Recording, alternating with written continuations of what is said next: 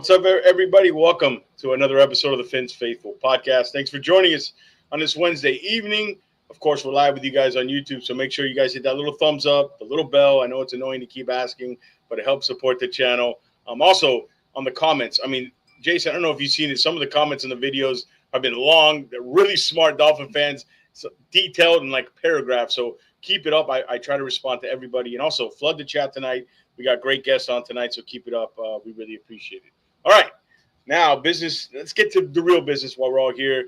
Dolphins wrapped up camp. Probably they're about a week into it, or a week and a day, or maybe just about a week in camp. Some good things, some bad things, but a lot of injury things. And it seems like all the injuries are always on the weakest position of the team that certain year, and it's happening again. They lost a cornerback out for the season. We'll get into that. We'll get into a bunch of other stuff, kind of what we've seen, what's kind of been the trend in camp, and a bunch of other stuff we'll get into.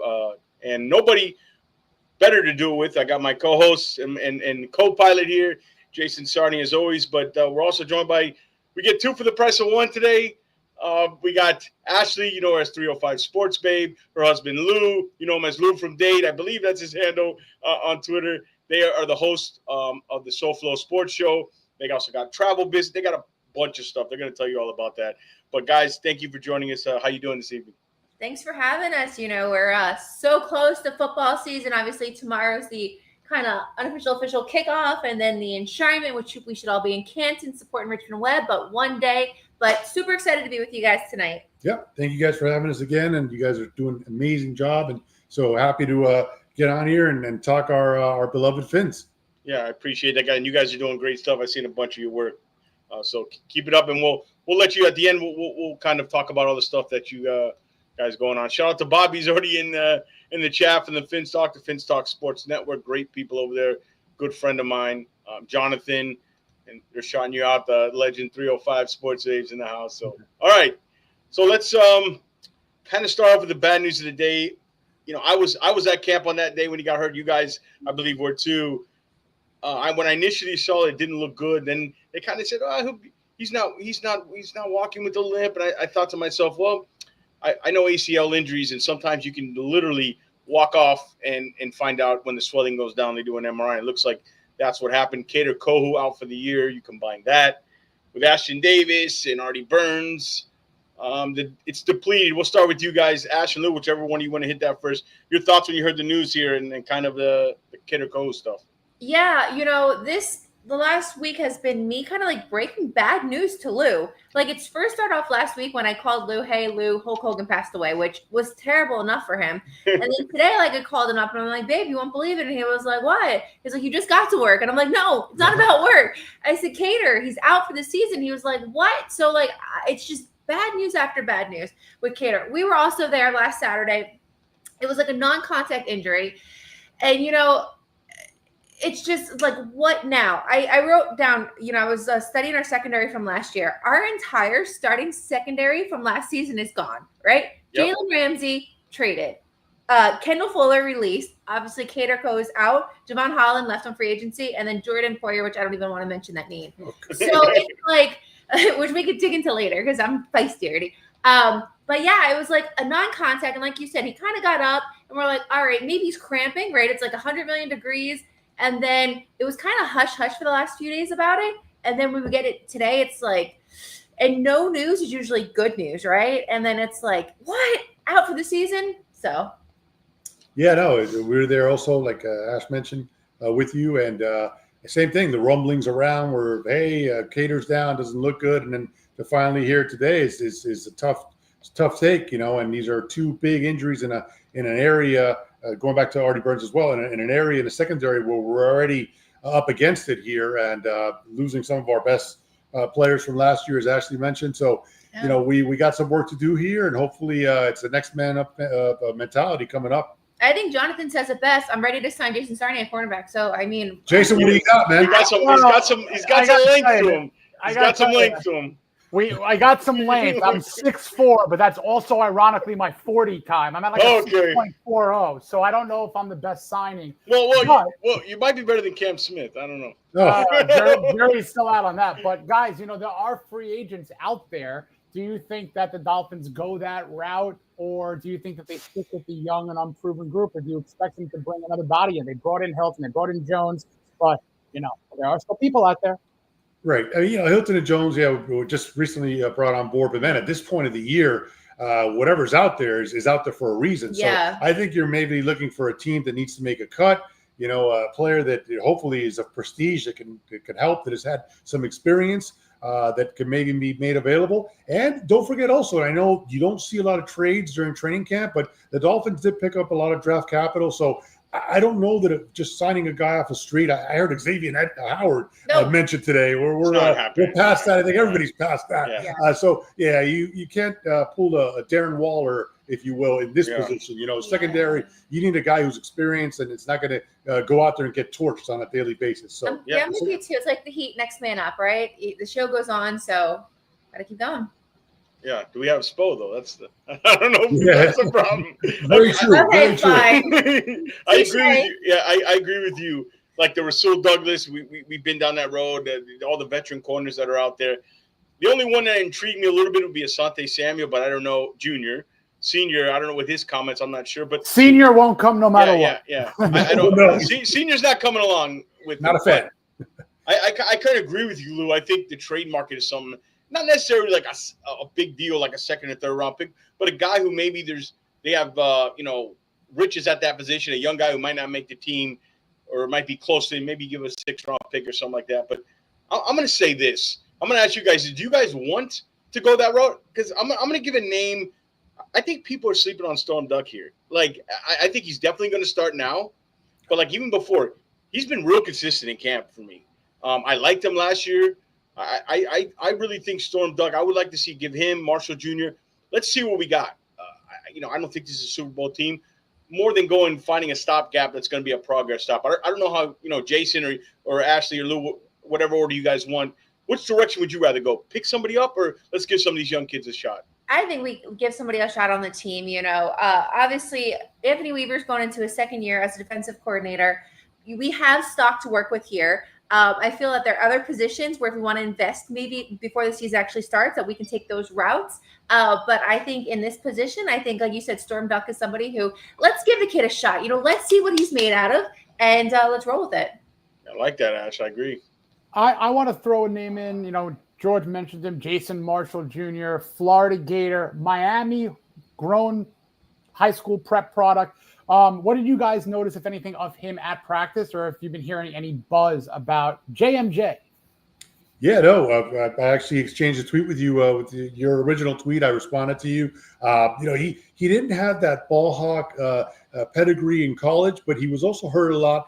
Played on a different system, but he was able to hold his own out there and deflected some passes. I think he's got a great opportunity here. Him along with Ethan Bonner, and then the aforementioned Cam Smith. I mean, if he can't make it in this team with all these players in front of him that have fallen, then he can't make it anywhere. He's got a prime opportunity here to be the guy that we expected a couple of seasons ago. So let's see if he can finally get there to that level. Yeah, shout out to everybody in the chat and everybody watching. I saw Big E reposted, and let's everybody give our prayers to Big E. Get better, man. Let me tell you some.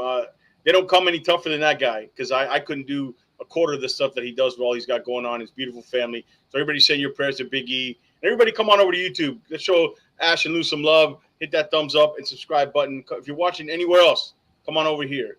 All right, let me ask you this question on the secondary. If I told you, give me your starting secondary today, including nickel. We'll start with you, Jason. Or you want? I'll start. How about that? I'll tell you what. You can start. Okay, I'll start. Storm Duck, Jack Jones, nickel, Mike Hilton, safety Fitzpatrick, and if Melly obviously is injured, Elijah Campbell. But I got a couple guys I like. I'm a big Patrick Morris fan. I don't know if you guys saw. We do a lot of draft stuff here, but John Sanders always makes plays every time I've been out there.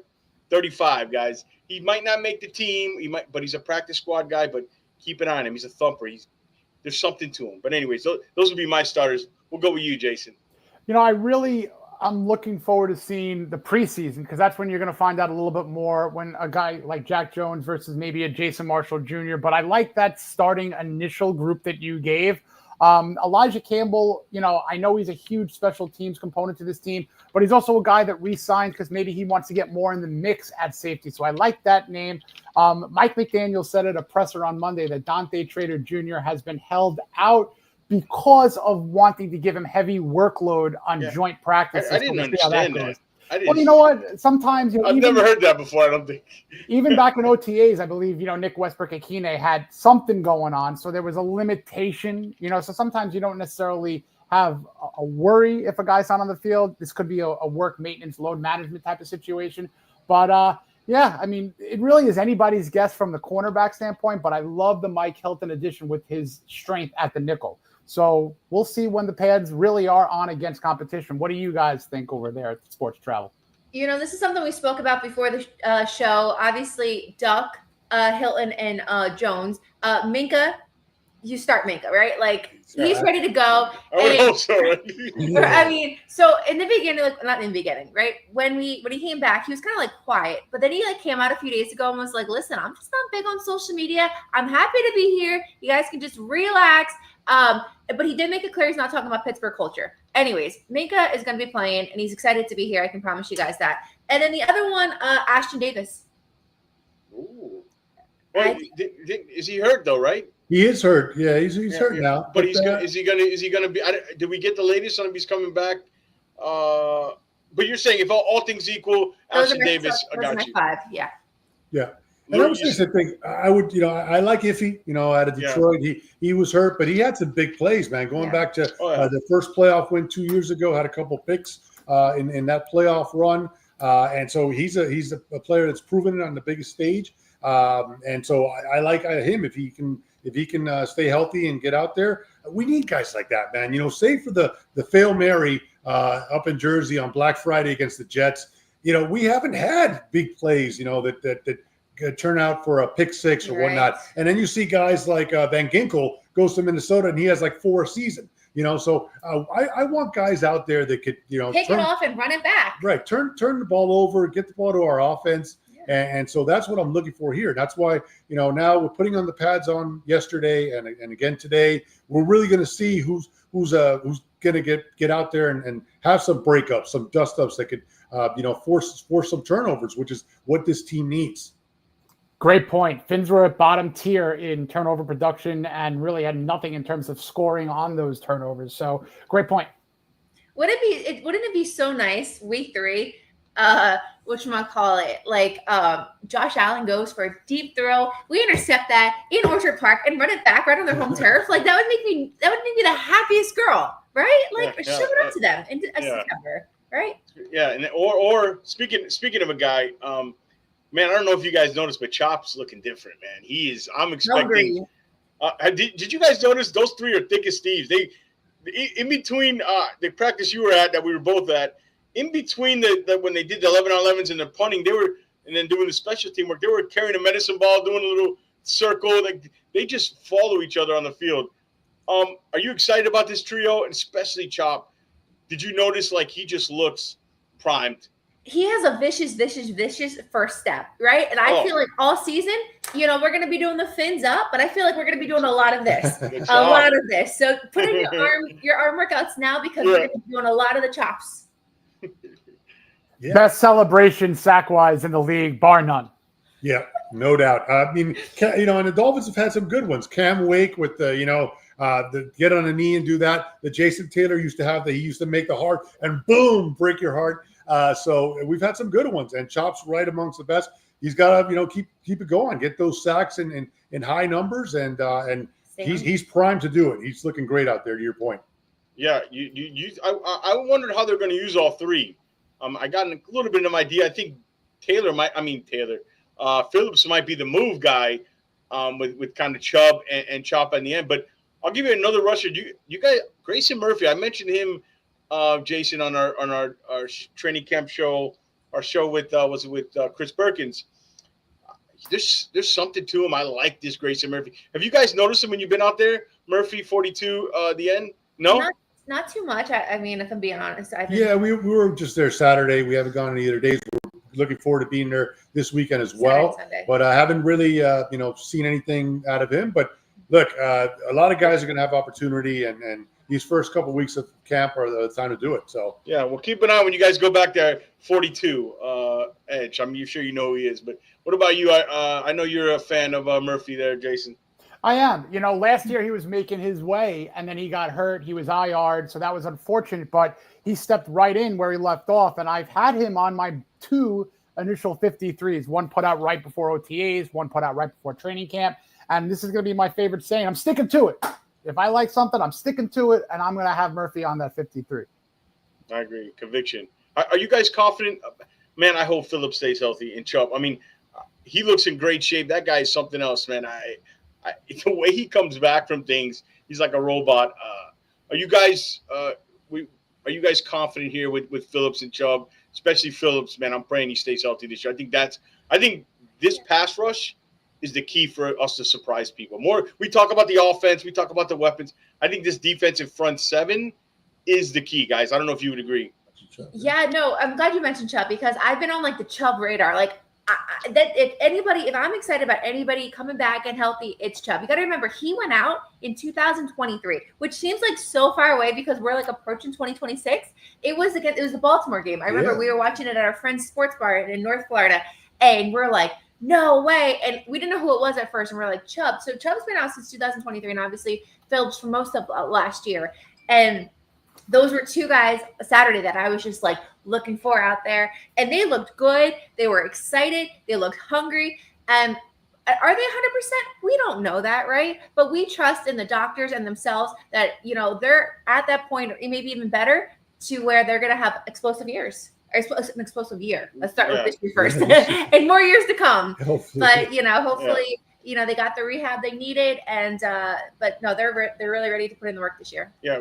Shout out to the 188 people we have from Twitter and YouTube watching.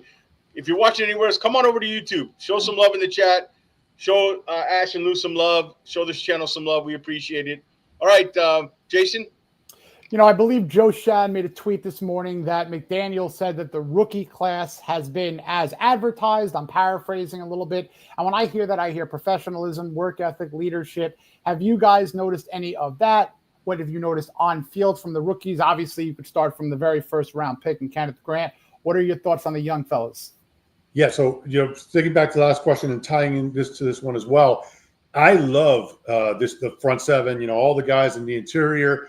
Benito Jones got the orange jersey the other day. Obviously, you got Kenneth Grant, who's a monster, has that pedigree from Michigan, who won a national championship. He knows how to win. And then you drafted also Jordan Phillips. You drafted Zeke Biggers. And you got Zach Zeeler in there. So nothing helps a secondary that's maybe a little bit feeling it right now than guys up front that can knock that ball down and cause turnovers off deflections. So, and the best part about drafting a Phillips and a Biggers, you have these guys fresh. You keep Kenneth Grant and Benito Jones and Zach Zeeler fresh, rotating in and out. You're always going to get a top-of-the-line rush to get, look, the MVPs in our division now, and Josh Allen. You got a mobile guy like Justin Fields. And, Drake May, he had a good rookie season. And, he's going to take that next step this year under Mike Vrabel, who's a very good head coach. So we got guys that are hopefully going to make those 3 quarterbacks that I just mentioned, along with the rest of the league, really work for yards,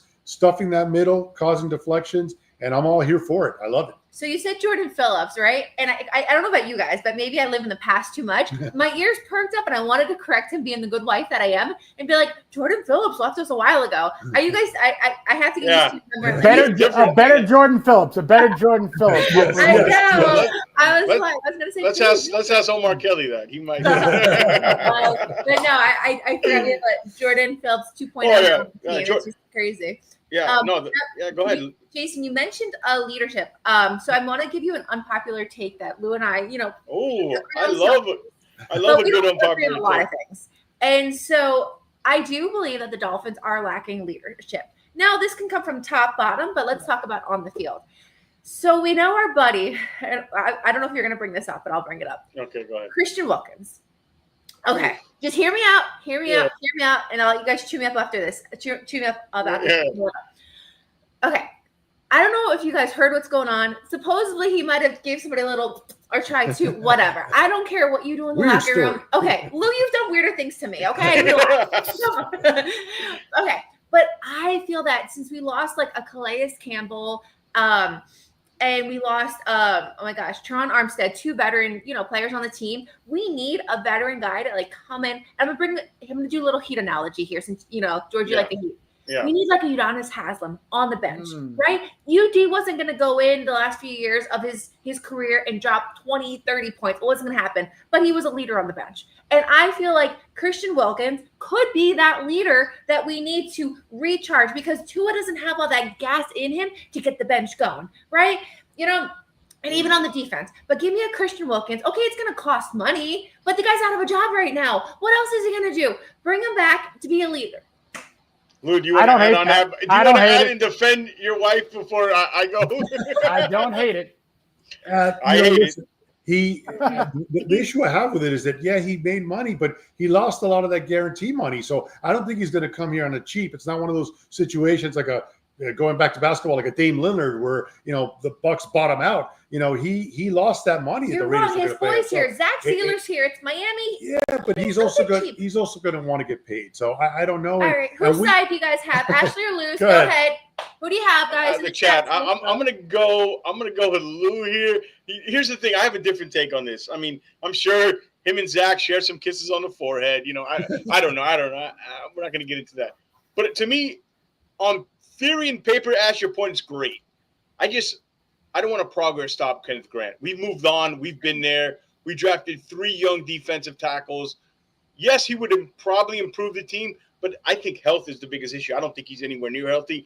And he's got that contract stuff is going to be a mess. That stuff with the NFL is going to be, I'm telling you, it's going to be a while. Yep. So I'll side with Lou on it. But Ash, I do get your point. I do understand your point. But for me, I'd rather give the young guys the opportunity. Jason, settle the tie. I'm not, because I'm going to go right in the middle. Jason. Because there's good points all around. But, if you bring Wilkins, hypothetically, if you bring him in on a 1-year incentive-laden deal, you rehab him, and you do exactly what Ashley said and kind of say, all right, this could be, I don't want to use the word cheerleader. That's probably the worst word you could use. But, you want to get a guy who could bring people to their maximum potential in terms of fire up, And look, I'm not asking him to jump over the shoulder pads of a player after they make a good play, but he can get people motivated. So he did that very well in Miami, absolute leader. But I do agree, look, he was a guy who wanted to bet on himself. Unfortunately, he crapped out in Las Vegas. It's just what actually happened. He did get paid, but maybe there's a little differentiation. I would go with exactly what I said, a year incentive-laden deal, rehab him if he could be in like a 25 to 45% snap count rotation, and then he goes again to earn his bag somewhere else and let our guys progress. That's fine by me. But if Kenneth Grant could take a little bit of that kind of leadership from what he might see from a guy like that, that could help in the long run. But I'm not running to bring him on in. There's obviously going to be a lot of controversy that comes with it, but it is not a horrible idea. Jason, if you had to sign him, yes or no? Listen, if I had to sign him and it was a minimum type deal, I would put it in front of him. I don't think Athletes First likes that type of a deal. I'll give my go out. Jersey, woo-woo. There you go. Yeah, right. We got our jersey ties. That's right. You understand me on a special level, yeah. George, also, I wanted to touch base because I didn't answer your original question before that as well. Going back to the line and specifically Jalen Phillips, man, I hope, because nobody deserves it more than that guy, right? The work that he's put in, the ultimate teammate. On Hard Knocks 2 years ago when he went down in that Black Friday game, oh man, what a moment that was. That Marino comes up. He's bawling in tears. All he wants to do is put on that Dolphin jersey and play to the best of his ability, which he's proven he can do. But, man, his body, these injuries have betrayed him. Going back to college when he was at UCLA and University of Miami, and then having 2 big season-ending injuries here in the pros. I hope the best for him. I can't say 100% that he's going to go out there and stay healthy because he's yet to prove that he could do that for an entire year. So I'm I'm hoping this is it. You haven't seen it with your quarterback. But yeah, it's tough to it's see. the same. It's the same thing with Tua. Yeah. We'll get to Tua, but I agree with you. Another guy who I'm going to ask you this because when I was out there, I was like, man, I forgot what number Willie Gay Jr. was, and I was like, this 40 guy's flying all over the place. Who is this? Did there anybody you not expect when you were out there like catch it? Like, wow, who's this guy? Like, did you have that moment with anybody, or has anybody kind of surprised you at camp? Quinn. We'll say we got the QB talk coming up. Go ahead. Well, with Willie Gay Jr., he has a nose for the football. I mean, he's going to be flying all over, so he's exciting to watch. But no, the biggest one, I'm going to hold my quarterback. No, it's okay, Quinn. Lou? Yeah, no, you stole my thunder. Willie Gay Jr., I mean, he's a guy that he's proven he's a winner. He's just 27 years old, and he's flying all over. Tremendous athlete coming out. High energy guy. We need flying. that. We need those kind of guys that they're going to get up there and holler and scream after a made play, and hopefully there's a lot of them coming because he looks like he's going to be putting up together a big season. Yeah, he was a monster coming out of college. Because I mean, there's like you'll know as you get to know us or you see our show. Like the draft is our like money making. It's our thing. Obviously the regular season, but. So I've been, I know most of these guys coming out of college, and Willie Gay he was a 4.4 guy. I mean, it's to be interesting to see where the snaps go with him. Is he going to play a little edge rush? Going to get some linebackers? Because a unit we don't talk about, which is a good thing, that linebacker core is solid. Yes. I mean, Jordan Brooks is a dude. You know what I mean? He's been looking fantastic in camp. He's better than I imagined when we picked him up. And Tyrell Dodson, I mean, Jason, we'll start with you on the linebacker core. Has that been a pleasant surprise, or do you expect that status quo kind of coming back? But it's just a really good group. You don't hear much about them, but that's a good thing. 100%. Jordan Brooks is a no-brainer. I think he's going to have an equal or better year. And look, going into the year, even when signing Britt and Gay, I was going to say, all right, Dodson's going to be that guy to start. But you know what? Willie Gay, I think, has leapfrogged him, which is fine because now you have the depth in bringing on in Dotson too to spell or to kind of, rotate in with. And all of a sudden the middle of the linebacker group is really, really deep and could be formidable. So I'm very happy with the additions, bringing back Dotson. And I would run, not walk, to extend Jordan Brooks because you don't want a guy to have his best years in the next 2 or 3 years somewhere else. You want him to continue that progression and stay home. So I'm really happy with the middle of the linebacking core. That's a really good point that you make about players who, will have like a tenure here and then they leave and then they'll have an explosive career somewhere else. I'm so tired of that happening. And I hate to bring it up, but the Marlins have the worst reputation of that. And with the trade deadline being with the next 24 hours, my mouth closed with that. But Jason, that's one thing that, yes, the Dolphins do that really bad where maybe they'll have a player and they'll go somewhere else and have a amazing career. But when I think of that, I just think how terribly the Marlins do that. So as bad as the Dolphins think they do it, the Marlins do it worse. Yeah. All right, we'll touch on some other sports at the end, but that's one of the topics, and there might be a couple guys, And I saw. Did I see recently ask your pictures with a certain pitcher? My first husband, yes. Okay, Lou, cover your ears for a second. Earmuffs. You're like, it's okay. If it's Sandy, I understand. The next 24 hours, I know we're going to talk about it a little later, the next 24 hours, I'm just living on pins and needles, and I know people think, hey, it's just the Marlins, but yeah. You might not like any of my takes at the end, I don't think. It's okay. We'll still be friends, I promise. All right, talk about Jordan Brooks. Go ahead. Brooks, Dotson, and Gay. I love that trio right there. They're going to set the tone. Love them all. I missed going back to 2 years ago, losing Jerome Baker, who was another guy who made plays, was a leader, and then Van Ginkel, who's been great in Minnesota. And so amazing. I hated losing those guys, and it's good that we got these guys to be on board right now and be that starting unit. And then again, the defensive line, guys that are going to open up those lanes and allow these guys to be playmakers and get some big tackles. Yeah, I agree. I've been super impressed with those guys. Another position, man. Shout out to the 281 people. I keep looking at it. I know. Sammy's in the chat. Shout out to I saw the Die Barn here. Gloria, Jonathan, everybody who's in here. If I missed you, I'm sorry. Thank you guys for joining. Come on over to YouTube and watch us. Thumbs up, subscribe. It helps support the channel. We do all this stuff, and it's showing a little love back. We really appreciate it, guys, all the support. I really do. Okay. By the way, George, sorry to cut you. I love the new intro and the graphics. Oh, yeah? Awesome logo. Yeah. Top notch. Yeah, dude, it took me, you don't know. Well, so you don't know how much. There's about 30 of them that I went through, and I did it on my own. And Perfect. It's not Chat GPT, guys. I can tell you that. Confirmed. It's so fresh. Jason knows. There was hours of. I approved like 5 of them, and then he's like, I got another one.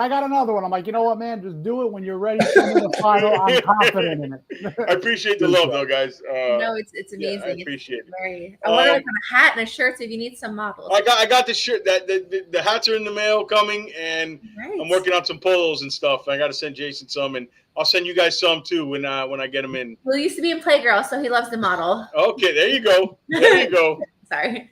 All right, let's sort of reel it back on track from the Playgirl and to the team here. I'm going to tell you another group I think is interesting. The wide receiver group. I'm trying to figure out how many guys they're going to keep because you have what?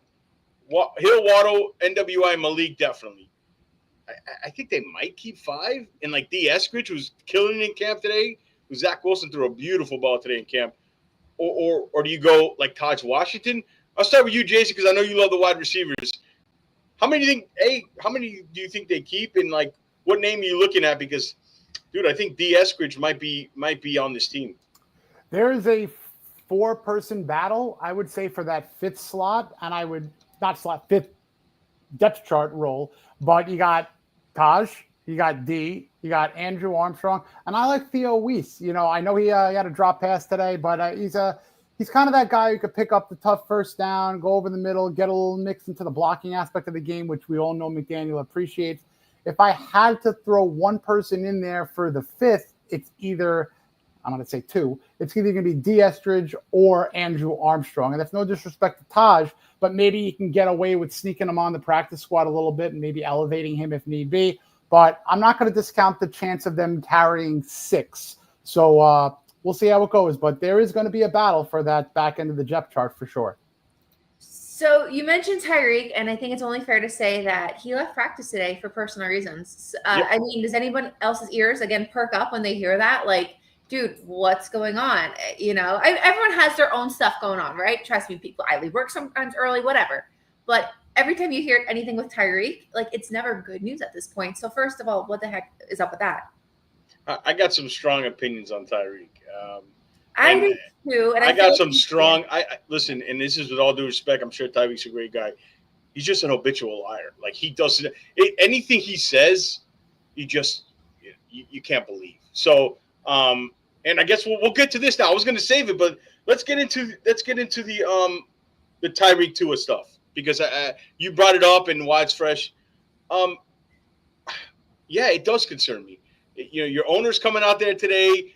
You know, Stephen Ross was out there. We're back to the same old thing. It was excused, but what was it excused for? I was proud of Tua for what he said. Because to me, I don't know if you guys seen it. He looks in better shape. He just looks different. Like, he seems like he had a glow up.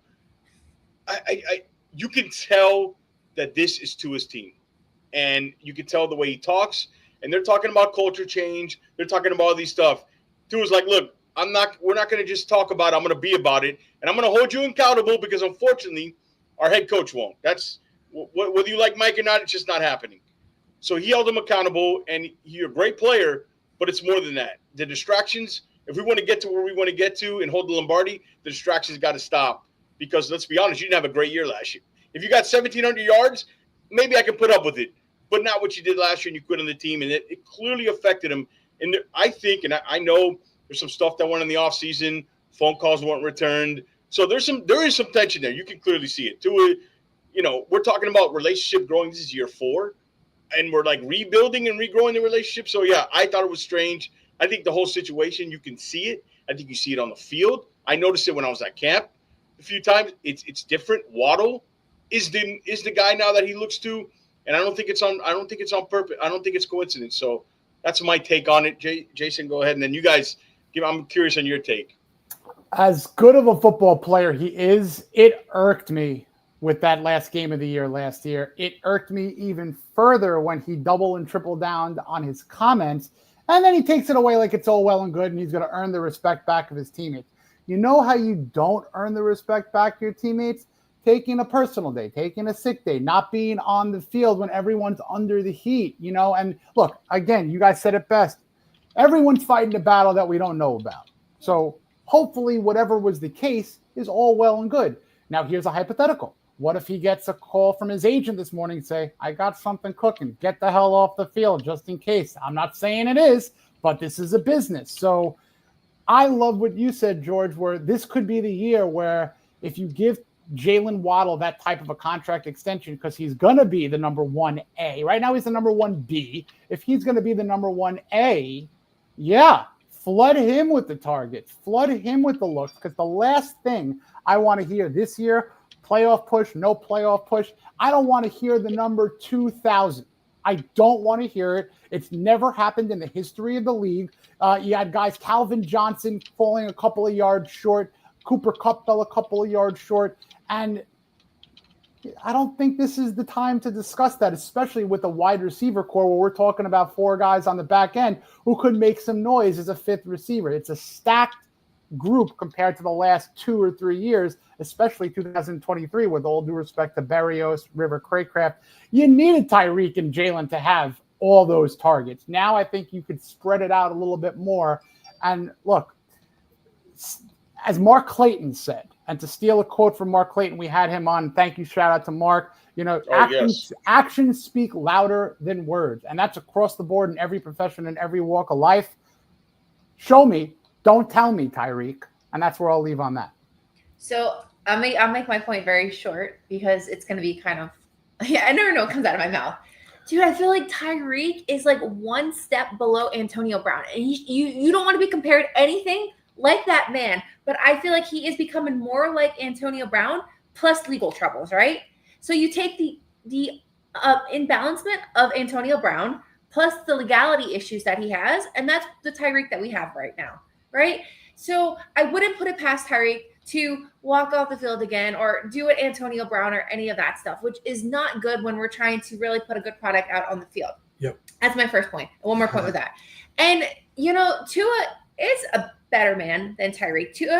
I believe Tua is going to put the best foot forward and, obviously try to move past the issues that they had with Tyreek Hill. I think if anything, I think Tyreek is the one being a salty Tua, right? I think Tyreek's still the one carrying baggage and bringing the team down and stuff. And, it makes you think like, yes, it's been a few months since he's gotten in trouble, but why should that thought even like be in our mind anymore? Like it's kind of like the kid who has detention, and all of a sudden he's gone 3 months without having detention. And it's like, oh, we're celebrating that. Well, he shouldn't have got detention in the first place.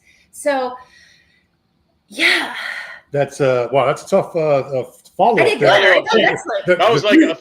was a Tyreek therapy session right there. I think the 3 of you guys. I feel like I'm following Chris Rock and the comedy greats here. Because listen, Ashley comparing him to Antonio Brown. Say no more. Sorry. Jason bringing up a great point, saying, "Hey, look, 2,000. Let's not even worry about that." Yeah. And then George, you're bringing up the fact that if you're having 1,700-yard seasons, you can put up with it, but you're not doing that. You got no room to speak. Look, the bottom line is it's been incident after incident. If it's not at the marina, it's dangling his kid out the balcony. If it's not getting arrested pregame. Speeding. So a bunch of stuff that just needs to go away. And he's going to have to eventually get it. He's not 24, 25. He's 30. He's on the 30-year-old side of a man now. He's got to get it together. And the last thing I'll say is this. The Dolphins are going to, in a couple of weeks here, announce who their captains are. And I'll say it. There's no way Tyreek could be a captain.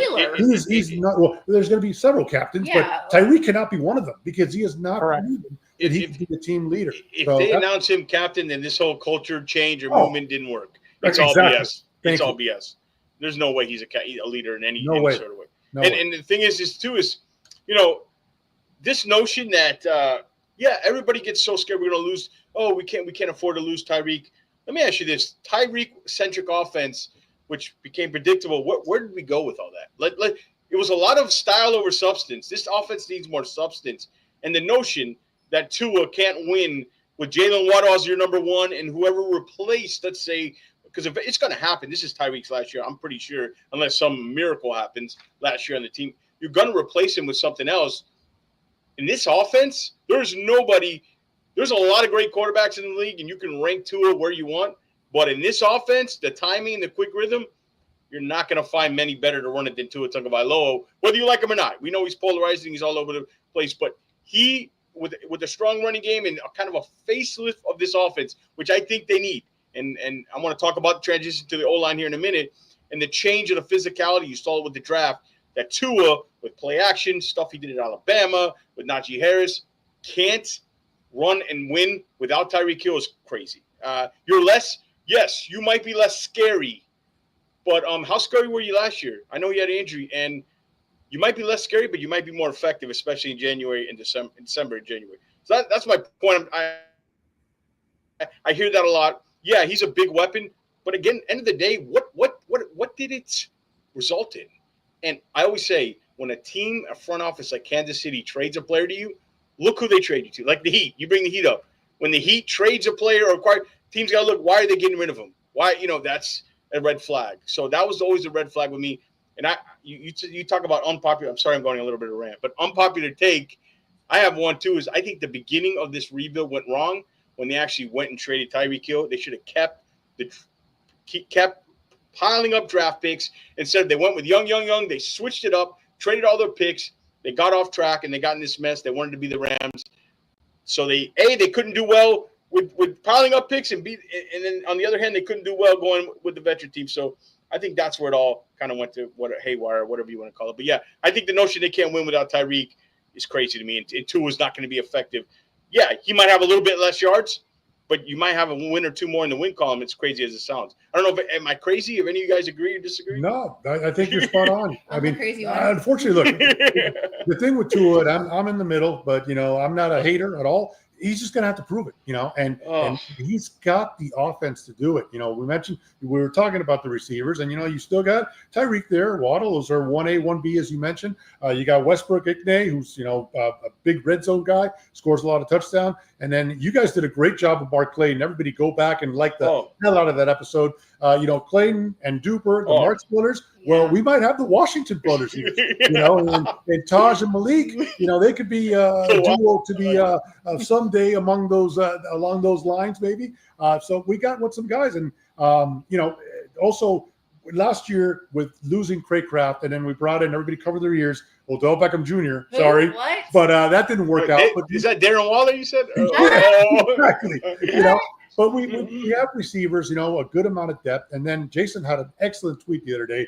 Devon Achane. Achane is going to be like a receiver. It's going to be hopefully Marshall Faulk level targets for him. One of my favorite guys going up. And he's got the potential, as Jason mentioned. It's a great name. We're hoping that's a great name. You guys know I love my stats. And when Tua was in the ball game, Achane averaged 6 receptions a game. I'm not a math major, but 17 times 6 is just a hair over 100. So he was pacing to be a running back with triple-digit receptions, and I think that could happen this year. That's my bold take. He's going to get, if Tua is healthy, 16 to 17 games, 100 receptions for Achane. Love it. Dude, it's all about Tua, though. I know that we haven't really spoke about it yet, but is he going to be healthy through the whole entire season? And if he's not, do we have and you don't even want to talk about it, but let's go into it. Let's go. Quarterback. Actually, let's go into it. Let's go into the backups. You lead the way. You lead us on the Quinn Ewers train. Go ahead. Okay. So I listen to Joe Rose every morning, right? I love Joe. That's my guy. Like, he is my guy. And so I listen to him every morning. And they made a good point this morning. They said, you don't want to think like this, but you have to think like this, given the type of quarterback that we have and the track record, right? Our backup quarterbacks this year, we have Zach Wilson and we have Quinn Ewers. Last year we had Skyler. We've had numerous backup quarterbacks. Snoop Huntley, Tim Boyle. Okay, I didn't want to bring up those names for a reason. I kind of stopped there just to stop, right?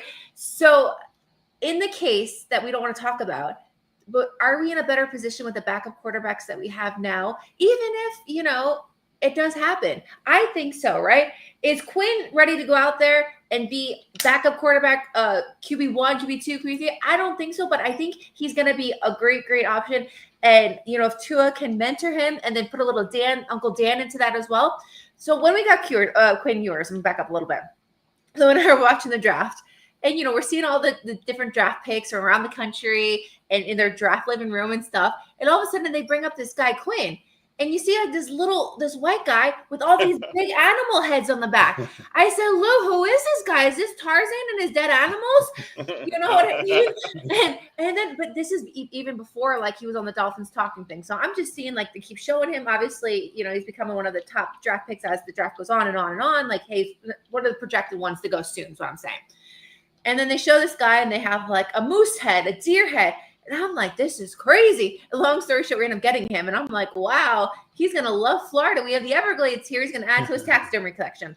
But no, Quinn seems to be adjusting well to the Miami Dolphins culture. But obviously this all goes back to Tua. Can Tua stay healthy? Also comes down to our offensive line. They need to protect the crap out of him. Again, Tua is fragile. Let's just say it how it is. He's not going to take these hits that other quarterbacks may be able to take and walk away from. So we need the strongest offensive line possible to keep Tua healthy, to have the best shot to win. All right, let's break it down. Let's start with because you mentioned two things I want to talk about: the quarterback room, and offensive line. Let's keep it on the quarterbacks. Ewers, I'll tell you what. Here's my evaluation on Ewers when he came out. He's good, and it's kind of what I've seen. Like, he's good with all the, if you notice, the touch throws. He can drop it in a bucket, kind of like Tua does. Like, he's got that ability to kind of drop it in between two defenders.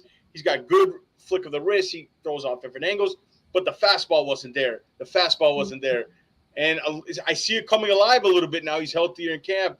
So I think now I feel better for a 7th-round pick that we found somebody who at least could probably be the backup. I mean, that's the goal here, right?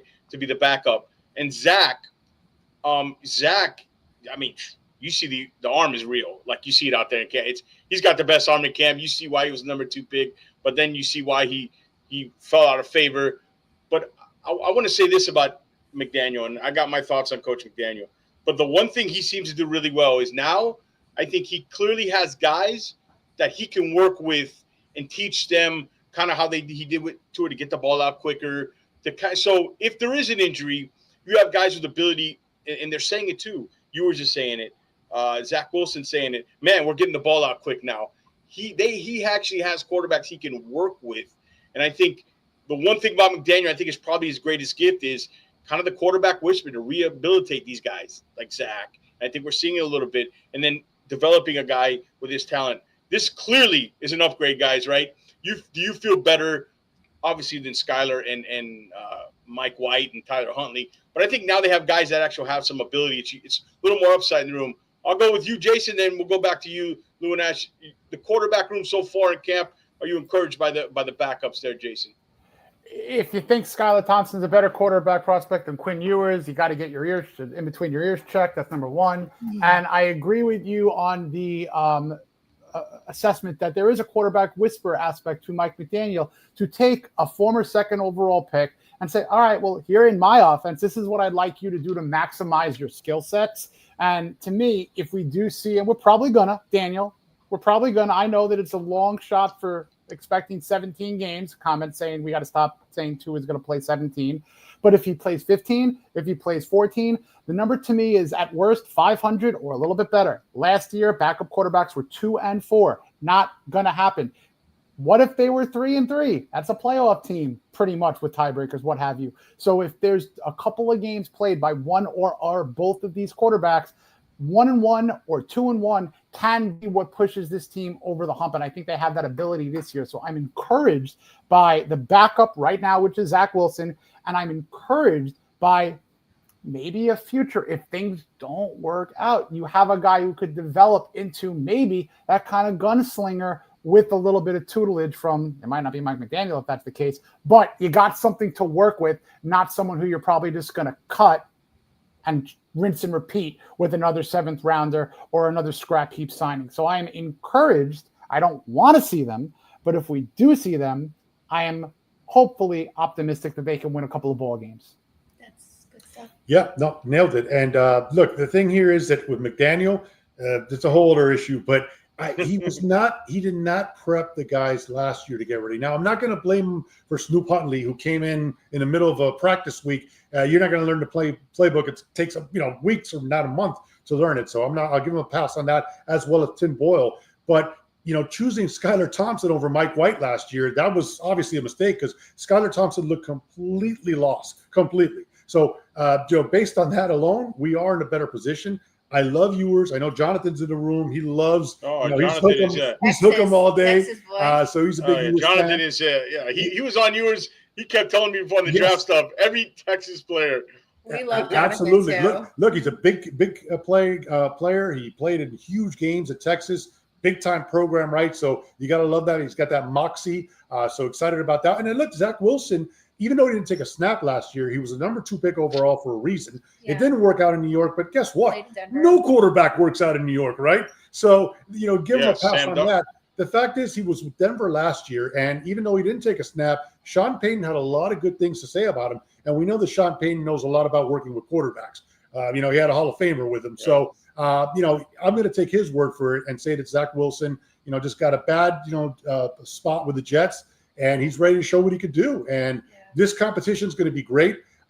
Jason, I'd like to ask you, are we, just based on what happened last year, we got to keep 3 quarterbacks in the roster, right? Of course. Really, no doubt. That's a great question. And I say yes, because it's as great of a question it is, it's almost a tough question, because who are you now going to cut? The Dolphins have, 1 or 2 positions where you probably need to load up, but do you risk Quinn Ewers on the practice squad? Absolutely not.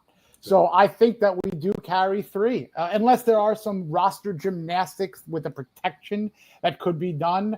But that's, getting flooded into the rules.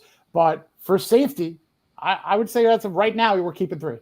Oh, I think it's 100%. I'd be shocked if they. And another good thing with Zach Wilson, I think he's married now, so you're not going to be worried about him like sleeping with the wives of Boca Raton either. So his head straight's as well. So we're dealing with potentially healthy Tua for 17 games. Let's say it. A Zach Wilson who's not going to be distracted by the MILFs of Boca, and then Quinn who's hungry to play. I think we're okay. Quarterback. It's a good group. Zach could have done some damage down here. That's and then also really want to give out a whole. Dude, I got to shout out the 420 people we got watching from everywhere, whether it's on X or YouTube. But guys, if you're watching over there, come on over here on YouTube, get in the chat, join us, hit that thumbs up and subscribe. We're here with Ashley and Lou. Ashley is the 305 Sports Babe. You know them. They have the SoFlo Sports Show. They're killing it with all their content. So you also go follow them. All right, you mentioned the offensive line. All right, and that's a big thing we tie in with the quarterbacks. This year's offensive line, Patrick Paul has been tremendous in camp. And he was a guy I wasn't a huge fan of coming out. People know that. But I saw the vision of it. And a guy who's 6'7" and does 31 reps, Lou, you probably know this, when you do that many reps for a guy with that kind of arm length, it's crazy. And the technique stuff that he had trouble with in college still shows up. But what I didn't understand is he just got these rare gifts that he can just kind of overcome them. And I think to take the next step, he's going to have to overcome that. But, man, I'm not worried about the left side with Jonah and him. I honestly think there's going to be some big running lanes on that left side. I'm actually more worried about the health between center to right tackle on the right side and kind of, Daniel staying healthy and recovering from the Achilles, Austin Jackson recovering from his injury, and Aaron Brewer's not out. But I'm pretty comfortable on the left side. We'll start with you guys, Ash and Lou, whoever wants to take it. How do you like this offensive line, the more physical? Do you think we'll finally get a physical running game here? Yeah, no, I definitely do. Sevenaya is a big time player, and coming from maybe not a heralded school in Arizona, but he played all over that line and got rave reviews. I was a little bit concerned because he was tackled predominantly in his career. Now he's coming over to play guard. I thought it would take an adjustment, but he's already been penciled in as a guy. He's ready to go. He's a big guy, obviously fellow Samoan like Tua, so that's gonna want to ramp him up to protect his guy more. And look, Austin Jackson's still very young. Remember when we drafted him, he was just 20 years old. So he's growing into his body, into his size. He's faced some injuries, coming off an injury, But he was playing some great football prior to going down, and I'm looking forward to seeing that continue this year. And I think the only thing I would add to that is you got to remember we've had Teron Armstead over there. I remember when we first got him from the Saints. I was like, this is amazing. I like break a lot of news to Lou. And I was like, Lou, Teron Armstead, Dolphins, yay, right? And then, not that he's been terrible, but he's been, first of all, he's not young. And then, obviously, the injuries and stuff. So, if Teron would have put in another year, it would have been a disservice to the team. It would have been a disservice to himself. So I do believe, it stung a little bit for Teron for us to essentially lose him there.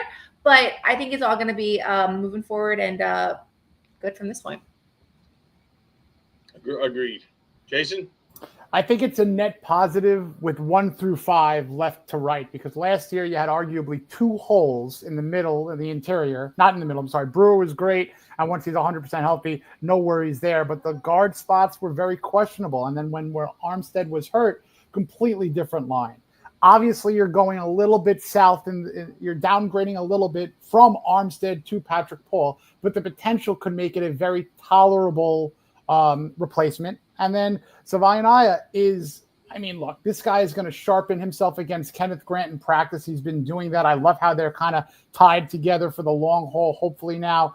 And then you have James Daniels, who is early in coming back from an Achilles. We were a couple of months ago, we were like, all right, is he going to be ready week 1? Knock on wood, looks like he's going to be. So from 1 through 5, fantastic point, Lou, on Austin Jackson. When he was drafted, he was like one of the top or one of the 2 youngest players in the league. So there's a lot of Austin Jackson left, and there is a very good chance that 1 through 5, with a little luck, could make this a very formidable line, especially George on the inside power run. Hopefully that could be a component this year, a bit more prevalent. More inside zone, more. Jalen Wright's better in the inside.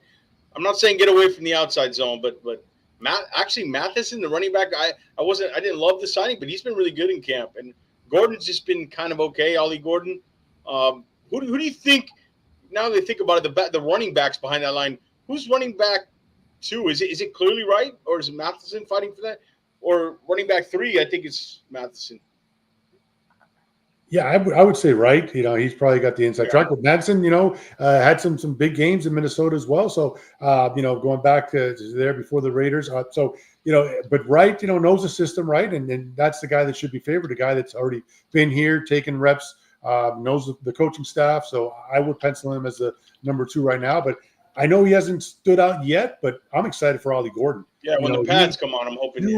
2 years ago, what he did at Oklahoma State, he had the highest rated number. He was a Doak Walker winner. Yeah, the best running back in college football. Yeah. The off year last year, but you saw the potential, and so we're hoping. I'm agree with you. I'm hoping he shows more. I think it's probably somewhere in the middle. The 23 to the 24 year, he was not good at all. I think it's probably somewhere in the middle. I think now the pads come on, we're going to see more in preseason. But yeah, I agree. I like this as not a running back by committee, a running back by responsibility, meaning you have Devon Achane, who is just the dual threat, kind of heir apparent to the Alvin Kamara type of a running back who's going to catch passes, run, do a little bit of both.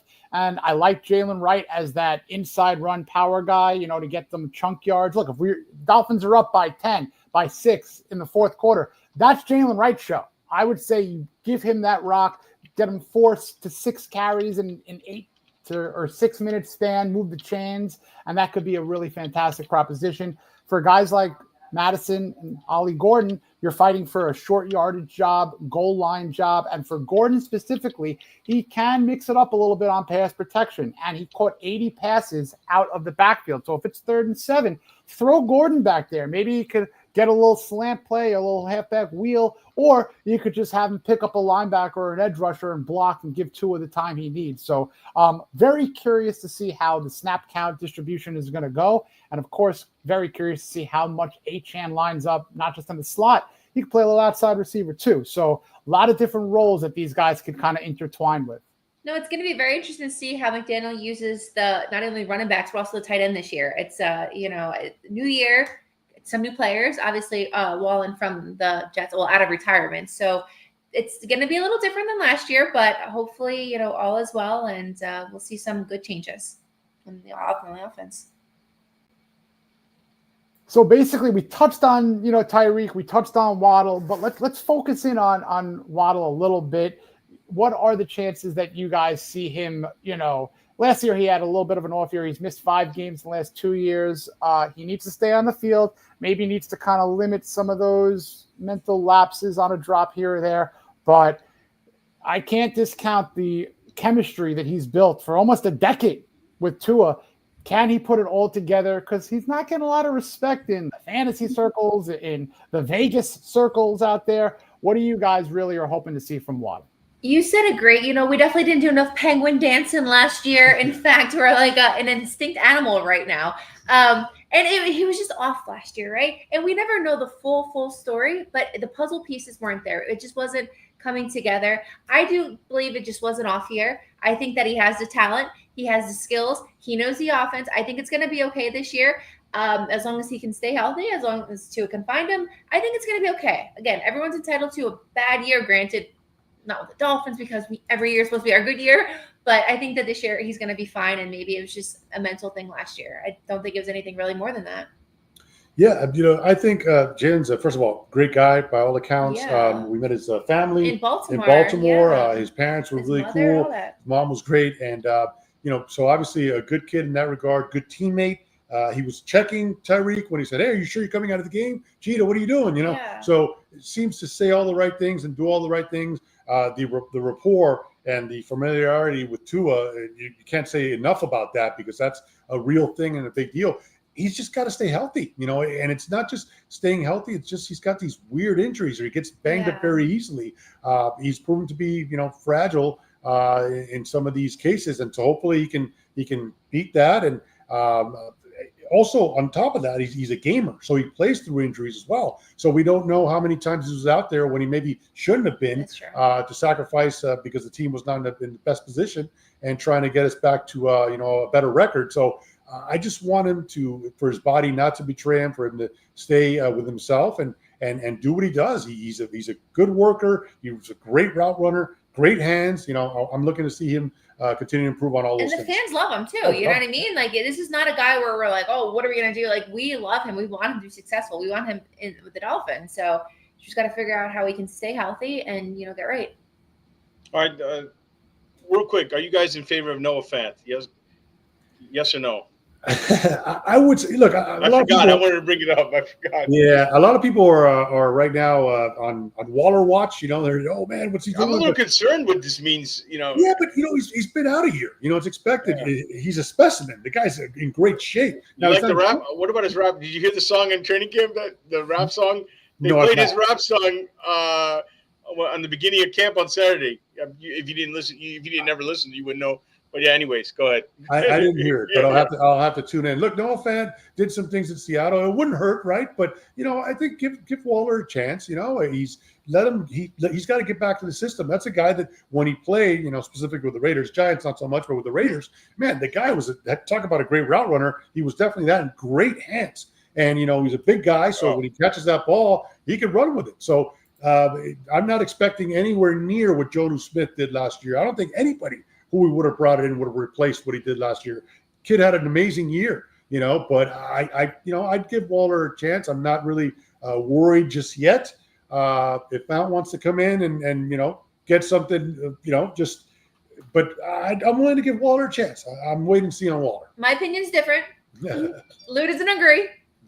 My opinion is bring back Anthony Fasano. No, just kidding. Jersey. No, is that your third husband? No, George. I'm not going to make a whole thing, but actually, George, he was the reason why I became a Dolphins fan. We'll save that over another time. Okay, we'll talk about it. Yeah.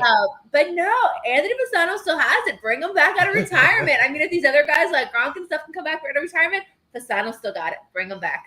Kidding. Are you though? Are you? Tad bit, not much though. So, you want to bring a fan, or you want Waller? You good with Waller? What do you think? I'm fine with Waller, but I would prefer Fasano. Yeah, Waller. I mean, he's got to get back in shape.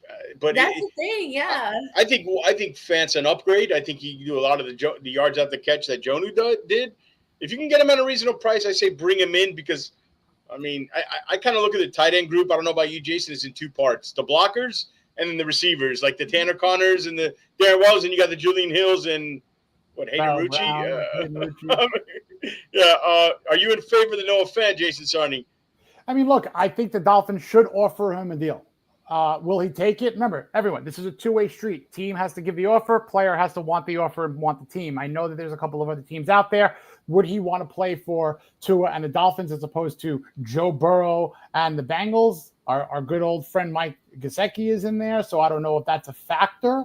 But if Fant does come on in, and if Waller leans towards that OBJ, Will Fuller miss, Fant is from, you call Iowa, tight end U. What a productive, school pumping out these tight ends. He has not reached his potential, but like Jonnu Smith, there's signs. Prior to last year, there were signs that he could do very well. He, of course, had his career year, but I, for one, was not shocked with what he had shown in his ability. So Fant has the ability. I wouldn't hate it, but my question is, does he want the Dolphins as much as potentially the Dolphins may want him? Ooh, this is not a name. Come on, Sammy. Mike. Wow, UCLA legend. That just doesn't get. It doesn't get much worse than Michael Egnew, man. No, not at all. What about this, Jason? The money with Waller. What are we responsible for? Because let's say he doesn't, it doesn't cut out here in the next 3 weeks, or he decides he wants to be a full-time rapper again. What are the Dolphins' commitments, salary-wise, contract-wise, to Waller? Was it just the very tolerable, very expensive Latin? So this is almost like you could wash your hands clean of it and not really worry, and you could slide those funds basically with whatever the ramifications are, dead cap-wise, whatever. It's not bad. I would be fine if Waller doesn't work out and Fant replaces him. That is an upgrade. They can get off that. It's not. It's not. It's no big. Because they knew. They probably knew it was a possibility. Like you said. So Lou, it's funny you said if he wants to become a full-time rapper again, and you didn't break it. You were so serious about it. But it's right. Once you usually have your foot out the door, it's out the door. So I'm sure they probably set themselves up, like Jason said. In case this happens, it'll be interesting to see. All right, we'll wrap the Dolphins part up here with this question. We love the heat. We love culture. Are you buying the Mike McDaniel, or not even Mike McDaniel-led, Miami Dolphin players-led culture change? And I said this on the other show. When I saw Mike out there, and it reminded me of Little Big League. The movie where the guy becomes, and I've seen Mike in camp before, but on Saturday, him like just running around, like buzzing around, chopping them. They're just like not even looking at him. It's like he's the 12-year-old kid who's the manager, like in Little Big League. I don't know if you guys saw that movie with the Twins. Did you guys know your basement? Pete Crow Armstrong's mom was the mother in that movie. The Cubs, yeah. Wow. I don't know how I know this kind of stuff, but anyways, and I was bothered by the fact that these players. I've heard it twice now. Yeah, we just got to respect Mike a little bit more this year. I'm thinking.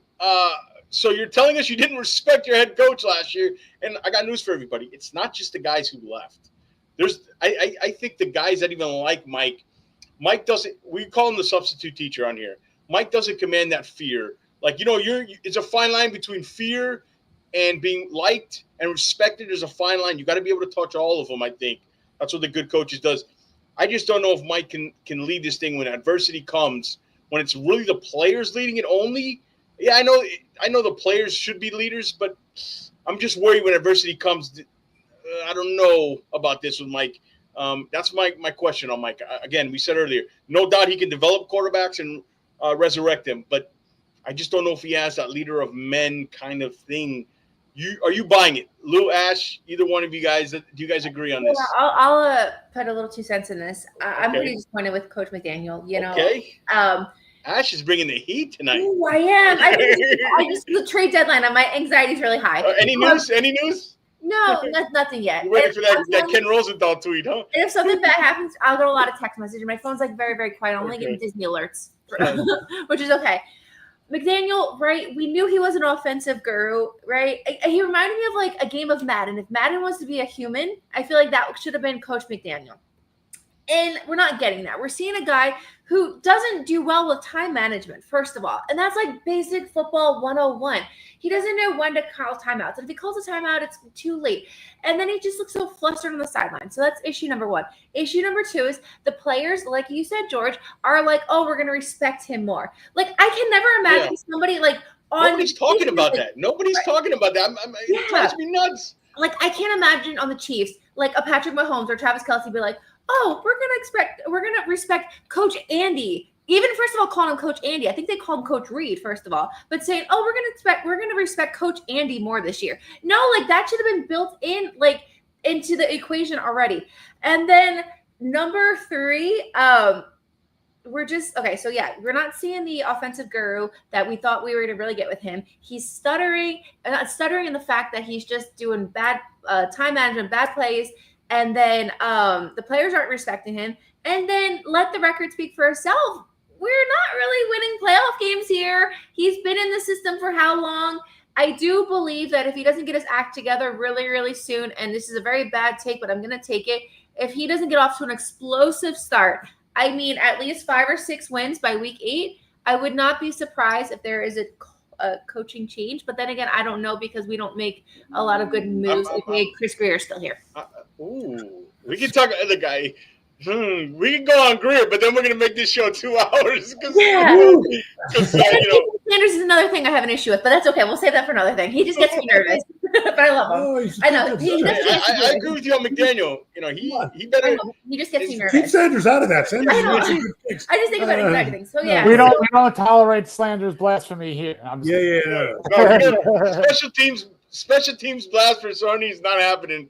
He's not going to take it. Special teams that Spain trip, you better enjoy those croquetas in Spain because on the way back, because that's a tough little stretch. But yeah, Lou, you want to talk on McDaniel? Yeah, I'm not sold either, unfortunately. In the same breath that he could, be the head coach of the team that puts up 70 points, he could also be the team that, puts up 3 points, and not get that offense going. So, and again, not being able to prepare Skylar Thompson to be ready when Tua came in, when he's been in the system for 3 years, when Tua was out. So I question those things. I don't like the fact that the team is questioning him, and people are getting away with getting late to practice and all those things. I mean, that would have never worked or flew in a Don Shula era, You had to know what you were doing or you were out of here, and so there's an accountability issue that needs to be addressed. Ash mentioned the fact that his time management is awful. His play challenging, challenging plays, throwing out that red flag and being wrong more often than not. So he's just got to tie it in all together. And I would agree. Look, the schedule at the end is tough. You get, Joe Burrow, you get the Bucs here at home. You finish at New England in the cold. That's not going to be an easy game. Pittsburgh on Monday night, and so we need to get off to a good start. And if it's anywhere near 500, any other organization would have the coach's, job on the line. Yes. For some reason, Ross is, signed off on these guys, and it's like they can't be touched. But I'm sorry, we just can't afford to be 500 or anything less than that. So he's got to put up or shut up. He's got to get it done here, and he's got to win. He's got to win. In our schedule, we open up in Indy, right? Then you have the Jets coming down here. Then we go to the Bills. Oh, I'm sorry. Yeah. That 3-game stretch. Week 2 is New England. Week 2 is New England. Week 2, I said New England. Week 3, Buffalo. Week 4, the Jets. So you have you play the Jets, the Bills, and the Patriots with all in October or September. We got to win those games. Yeah. This can't be like, oh, we're just playing the Bucs. Just play the Bucs. No. We got to win those games. Oh, good. Yeah, and they have that 3-game stretch, Jason, that's in the middle where they go. It's Baltimore and some order, Baltimore, Buffalo, and then end in Madrid versus the Commanders. Yes. Jason, you made the point. They got to get off to what did you say? What was the number you said, Jason? The first 8? If you're not 5-3, at worst, you can come home a loser with a losing record after Spain. And if you're worse than 5-3, I don't even want to think about that plane ride home. They might leave someone off it. Don't want that to happen, but guys, can Greer stay too? Oh, come on now. So let's talk turkey, guys. The best thing about going to 17 games is that it cuts mediocrity out of the equation. You cannot finish 500. You're either a winner or a loser. What's your record prediction, both of you guys? 10-7 is my very, very, very hopeful prediction. I do see some losses, like Spain's gonna be very tough to win out there. That one's gonna be. I do believe we're gonna win in Buffalo. I'm gonna tell you why, because we're not playing in Buffalo in the winter. So if I'm very confident in any game, we are winning that darn Buffalo game Thursday night, week 3. So that 10-7, one of those ones in the 10 column is a Buffalo. That counts as like 2 wins. That should count like 2 wins. Hey, look, with tiebreakers, you never know how important those divisional wins are. You make a great point. Yeah, what about you, Lou? I do believe that's the biggest win this year. Yeah, I would hope 11-6. I think it's possible, but I'm going to say 10-7 as well. Okay. Sadly, I just don't see us winning division. You know, Josh Allen is the MVP.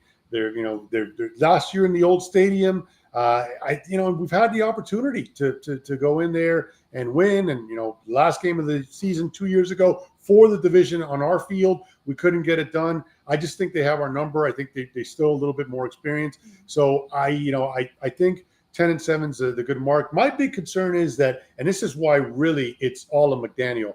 A lot of people are saying that, New England is maybe better than us, and so are the Jets. I got used to you. They may be, fine, whatever.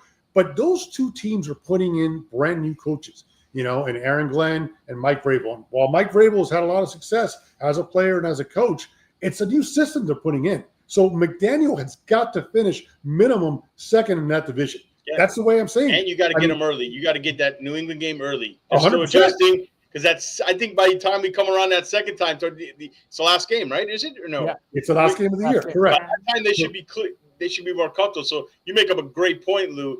They're going to be. They got to win that the home opener. Absolutely. That has to be a must win, because you're going to catch them when they're still trying to figure things out in their new system. So that's a good point. Yeah, a new system says it all. You got to implement it. Players got to get used to you, all that stuff. So McDaniel has a head start on those two guys. There's no way that he could finish third or fourth. He's got to finish second. Yeah. And hopefully, he could give the Bills a little bit of a run for their money. But the Bills should definitely be the favorite to win the division again. Yeah. Well, we're up to 500 in the room and on X and on between X and YouTube, guys. Thank you. Let's get some more likes in here. Let's show some love to Ash and Lou. Come on over to YouTube here. Thumbs ups. Always subscribe to the channel. Subscribe to their channel. We appreciate you guys. Yes. And speaking of what you guys do, better than anybody in this community, you guys have 305 Sports Travel. Hey, 2 years ago, today, everybody was doing your itinerary for the Zach Thomas enshrinement. I was there. You guys did a heck of a job. Let everyone know what you're bringing to the table this year again with the road trips and what kind of situations you guys have coming on up. Yeah, this is our second year going to 305 Sports Travel. We do Dolphin away games. So this year we've decided to do Buffalo in the sense that we're going to have a pregame party the Wednesday before we take on the Bills on Thursday. Then we're also doing Atlanta, which is late October. We have tickets, hotel, Fins Fan Social on Saturday. Then we partner with the Perfect Tailgate 72 to do a tailgate. So a full package for Atlanta. And then Pittsburgh is Lou's baby that he's been really working on. Yeah, so Pittsburgh, well, we've also incorporated, like last year when we went to Houston, we were able to do a tour of Rice Stadium, which is where the Dolphins won their last Super Bowl. It's amazing to see it. It's pretty much intact the same way it was back in 1974. So we try to incorporate some of those quirks. And this year, with us going to Pittsburgh, and of course, some guy named Dan the man, Marino. He had a little bit of history in Pittsburgh, from grade school to high school to college. And there's a lot of landmarks that a lot of people don't know about. So we're putting together a Dan the Man experience tour. Going to get a really cool bus, go out there and show how Dan Marino has his name really all over Pittsburgh. We'd like to showcase that. Also, Pittsburgh has the terrible towel. However, the Miami Dolphins actually started that tradition with the horrible hanky in 1971, previous to Pittsburgh starting it. Look it up. The Dolphins were the ones that invented what ended up becoming the terrible towel. So we're taking it back, and we're going to put together a terrible towel version, Dolphin version, for everyone who comes with us to Pittsburgh. So yeah, a lot of fun stuff coming. And Gloria, as she mentioned, she is coming to Atlanta with us. It's her first 305 Sports Travel trip. We're so excited to be in our Gloria. Jonathan went to Houston with us last year, came to our Fins Fan Social with his dad. Webb was there. Yeah, well, Jonathan first. I'm just kidding. So come on.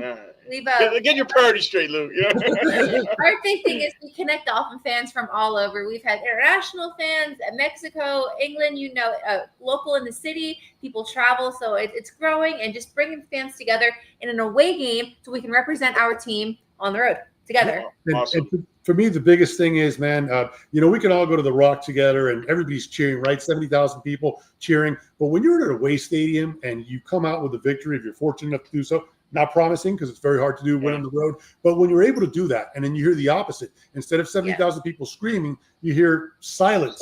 It's like really the ultimate high to go on the road and to see your team get a victory. There's nothing like it. Yeah. So, Awesome. The beer tastes better after the food. Everything just tastes better, you know, because we're used to our home environment, right? But like when you're walking out of Buffalo, imagine with a win would be nice. The wings and beer taste a lot better. Absolutely. All right.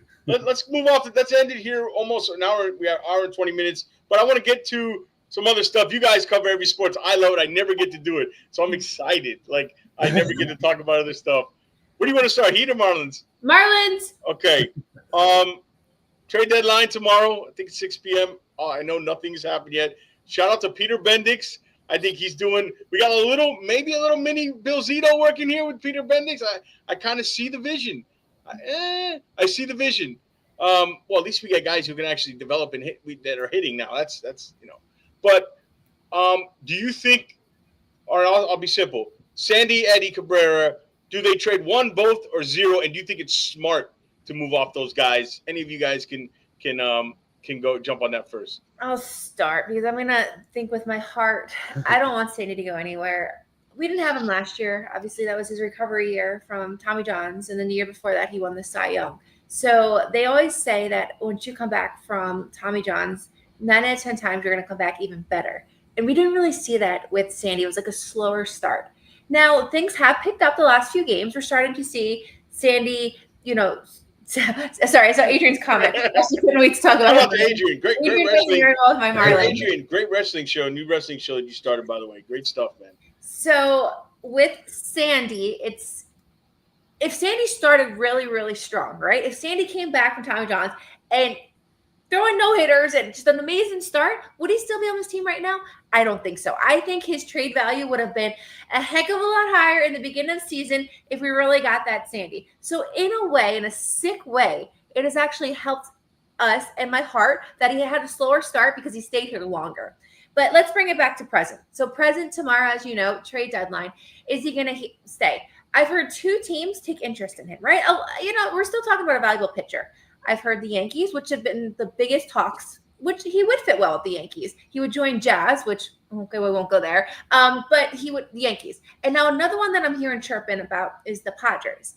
Now, Peter Bendix, I promise you, he is not going to let Sandy go for pennies on pennies. We are going to get something back for Sandy. Do I want it to happen? No, but I am confident that if tomorrow's going to be the worst day ever and Sandy goes, we're going to get a good trade value back.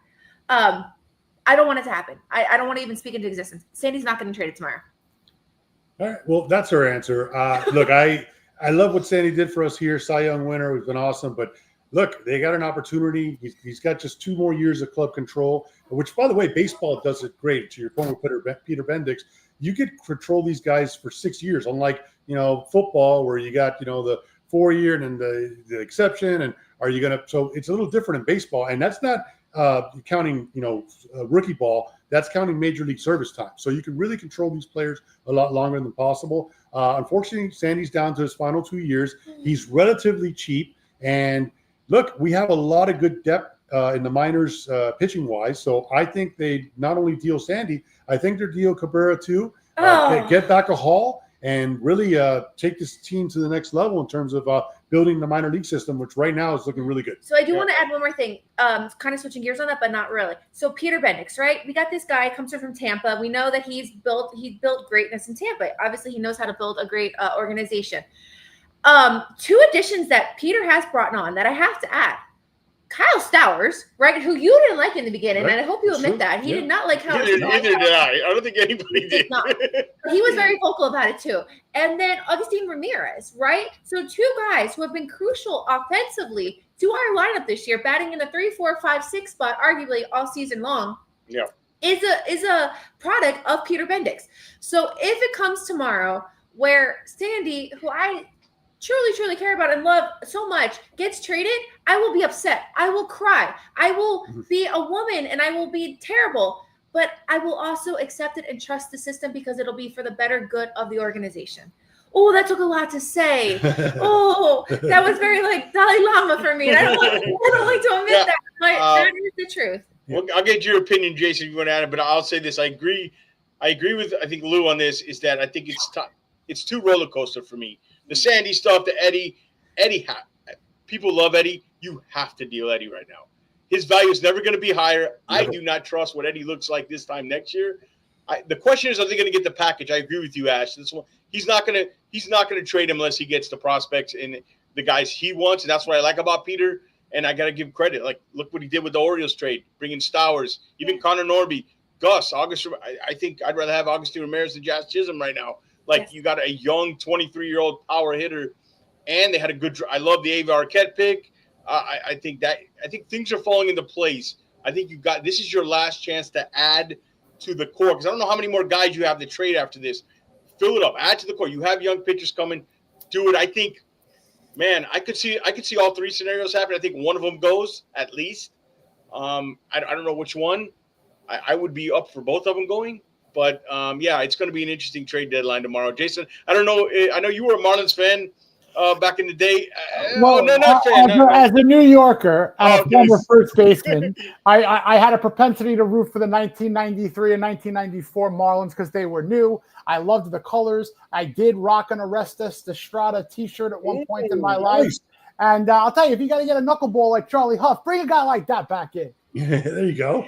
I do want to just say that, like, you make a good point. I'm really quick. I know. I'm sorry. I'm going off on a tangent, but I'm just so passionate with Marlins. You said that something pretty much has to break, like one of the three scenarios. Yeah. And we thought this the same thing a few weeks ago with Bill Zito and the Panthers. We thought Marshawn, and Bennett, right? And everyone kept saying, "Oh, one of them aren't going to stay." Well, guess what? All three of them are back. So why can't Sandy and because they're not winning World Series. Because you know what happens? They lose 6 in a row after the trade deadline, and their value goes down, and the next year you can't trade. It could go either way. It's a risk. It's a risk. I think it's time to just kind of cash in the chips, especially on Eddie. Like, you can give me an argument on Sandy is, all right, he's figuring it out now, and then his trade value. You could give me more argument on Sandy, and I'm not moving him unless I get something I really, really like. But I think Eddie's the one. Yeah. I mean, do you guys trust Eddie? No, he's too wild. Yeah. He looks so good this year. He looks good. He can strike out 17 and he can walk 18. He's just all over the place. You know how refreshing this is to talk about other stuff than the Dolphins. No. You know what I mean, guys. Sorry, listen. I mean, it's just because I have passion for these teams as much, but obviously the Dolphins are number one in my heart. Don't worry, guys. Okay. All right, Heat. Norman Powell. But my question is similar. They're like the Dolphins in a lot of ways. They're stuck in the middle. I think they're becoming very, very similar. Do you think they should have blew it up and traded Bam Hero, both, one of them? I'm sure you guys have addressed this before. My answer is I think they should have. I think they won't. I think they don't take as many risks as they used to, and they need to. I just don't know where the ceiling with those guys are, and they keep waiting. I mean, Norman Powell kind of saved them. It was a good addition. It kind of saved their offseason. But, boy, I don't know if I would pay $50 million for both Hero and Bam. I'm a little different than you on this one, George, and I'll make my point very quick. I think that I would have, again, kept Bam. I would have kept Hero. I think we needed just a big name in the offseason, right? No, I'm not saying I am saying a Damian Lillard, a Giannis would have been good. Obviously, that's not happening. It's not happening, but I think that's a missing puzzle piece is that we needed a big name, and that without the big name, we're looking at a very mediocre team this year, unfortunately. Yeah, I mean, look, I like Bam. Bam's a culture guy. Tyler Heroes do a lot of money, and I don't see it, man. I know he doesn't impact winning as much as he just doesn't. He's an empty I call him an empty calorie guy. Let him go to the Wizards and score 28 points a game. That's what he is. That's what he'd be. But he's not going to play defense doing it. He's not going to create his own shot. the experiment of having him bring the ball up and be point guard didn't work either. So, and he doesn't play defense. So, I'm sorry. He's a one-dimensional guy who, yes, he could score. Yes, he's a good shooter, but I don't think he moves the needle that much where you're going to pay him what he's due upcoming. Yeah. And so I do like the Norman Powell move. He's a scorer, kind of developed the scoring niche late in his career, but this last year he really stepped it up. So I like that move. And remember, in the East, with the Celtics having losing Tatum for pretty much all next year, and the same thing with Halliburton with the Pacers, the East is pretty wide open here, where the Heat can now move up a couple slots. It is open, but I don't see us competing for a championship. But look, I know that it'll probably go this direction in terms of like Pat Riley as he passes prime. Pat Riley gets a pass. I don't care how old he is or whatever. He's done this too much, too long. Pat Riley's not making. People have this misconception that Pat's making all the decisions back there. No. He's more the figurehead right now. It's Nick, it's Mickey, it's Nick, it's Adam Simon, it's all those guys. So we got what, Casp? You like to pick in Casp? I mean, Summer League he was KJ. KJ. We'll go KJ. It's kind of like Jonah S. Yeah, exactly. He's a KJ. Do you have any basketball? Oh, go ahead, Lou. No, he looked bad in summer ball. He didn't look too good, but it's summer ball. So he'll have a chance. He played professional ball before he played. If that's a thing with the Madrid team in Spain, and so we'll see. Look, the Heat have always been good at drafting kids or bringing people in here and turning them into stars or big time parts of a team. So I have no doubt that he'll fit in as well.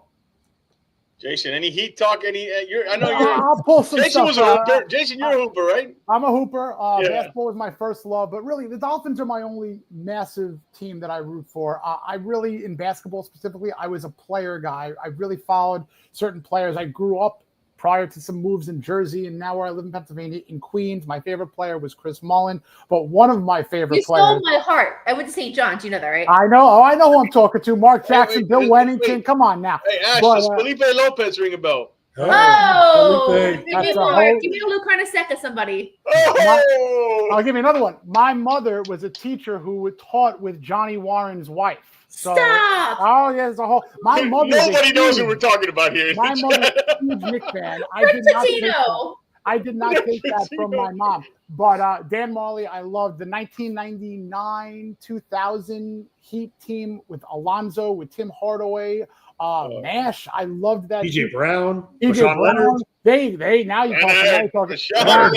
I love. We're getting chills. Alonzo Mourning, I had the pleasure of meeting after he had his medical issues. I had a couple of years. I worked for the NBA. One of the greatest guys in the world. Nice, personable, and of course, I was never a huge Knick fan, so I always remember that brawl with Jeff Van Gundy hanging on the bottom of the pile. But that was one of my favorite teams to root for. Was that late '90s, early 2000s Miami Heat squads. Man, we went, guys. You had a good time. We went we're on an hour and 32 minutes. I can't thank you guys enough. I want to do this again. If we come on your show or you come on here again, I had a blast doing this. Plug all your social media where they can find you and find all your stuff. Make sure you do that now. Can I say one last thing here? I want to tie it all together because we were talking, NBA with the Heat and the Panthers. We mentioned little Marlins, but let's tie it all together. The Marlins have won 2 World Series, 97, 2003. The Heat have 3. And, of course, the Panthers are the hottest team in town with back-to-back Stanley Cups. And, by the way, they signed everybody. So they could get 3 or 4 more Stanley Cups. But let's not fool anybody. This is a Finn's Faithful podcast for a reason. When the Dolphins win their next title, this town is going to go. It's going to explode. If you think the Panthers parade on the beach was something, I don't know if you could find a spot that'll be able to host. I got Dolphins 2 words for you. The elbow room ain't hosting it. I got 2 words for you. If the Dolphins win, and you guys better be a part of this, boat parade. Oh yeah, dude. There's not a limit. We'll get one. No, they'll do it. There's not a limit that I wouldn't go. If they win the Super Bowl, man, think of it. I'll do it. Yeah. But again, you're right. Dolphins are the number 1 love. We love the other teams, but nothing like the Dolphins. But it was nice because I always have an itch, and I see all you guys talk about these other teams. It was nice to kind of share some thoughts on the other sports, but the Dolphins is where it's at, and you guys do a great job talking about everything on your show. So promote where you can find your show and everything. Yeah, so I'm 305 Sports Babe on all social media platforms. I even been digging into a little TikTok recently. I posted a bear video in Tennessee the other week that went viral. So 305 Sports Babe on everything. We own 305 Sports Travel, Dolphin Away Games. We have the SoFlo Sports Show. We do that covering all South Florida sports. And then also a spinoff to the SoFlo Sports Show is Are We There Yet, Babe? Which is our new travel podcast. Covered everything from Hulk Hogan's store to Disney to any of our travel adventures. Jaws, you did a Jaws video. So a lot of our travel adventures that are non-sport related, we're kind of bringing it back home because we do like to travel as well. And Ashley Dominguez on Facebook. Yeah. I mean, all our sports adventures, travel adventures evolve out of sports. So we go to a city, we're going to spend an extra day or two. I want to go up the highest skyscraper. I want to eat the famous food from that city. And then if something's going on, we tend to have a knack to finding it and enjoying it. Skyscrapers. You were so scared of the mountain lift in Tennessee. Now you're not scared of heights? Okay. That was a little crazy. Closed in. Skyscrapers are closed in, though. Yeah. Exactly. The sky lift, he was like, I can't do this. I said, well, you can't get down. I think we're shaking a little bit. Anyways. A little worried. Lou from Dade on social media, Facebook and Twitter. I got you. Thank you. Yeah. I got you. Guys, when I tell you I had a blast doing this, and I hope we can do it again. We'll be back on Saturday. I might be on with the training camp recap. Then definitely Monday we'll be on. Jason, we got something cooking with that. So you can find out, on social media when we're on next. We had over almost 560 people on all platforms combined. Guys, make sure you thumbs up and subscribe to the channel. Help support us. And also 305 Sports Dave and Lou, their channel. Find them, and maybe we'll put a link in the video box after so you find their work. We appreciate it for Ash, for Lou, for Jason, for myself. Everybody, fins up. We're out. We'll see you next time.